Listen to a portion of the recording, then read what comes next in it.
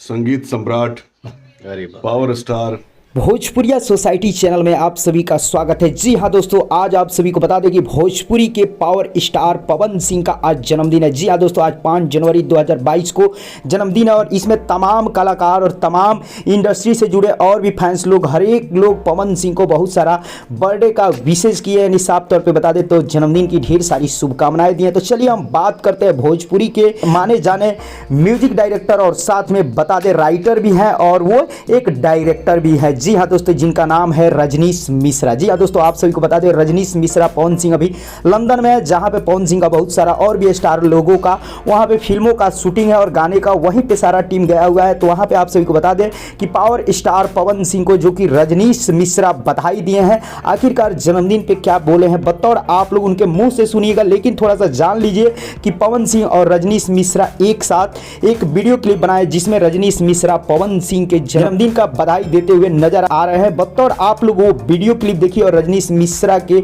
जुबान से खुद वो बधाई सुनिए। जी हाँ दोस्तों, देखिए। मेरे भाई संगीत सम्राट, पावर स्टार पवन सिंह जी को उनके जन्मदिन की बहुत बहुत शुभकामनाएं। ऐसे ही चमकते रहे। थैंक यू भैया, love you brother, love you.